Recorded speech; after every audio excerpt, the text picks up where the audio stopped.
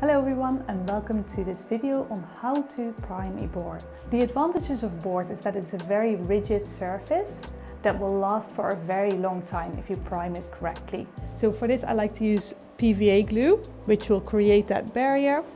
You can pour a little bit in the Tupperware and just spread it around with a big flat brush over the surface and leave that to dry. And once it's dry, I will apply the sides on the other side of the board. So next I can apply the primer.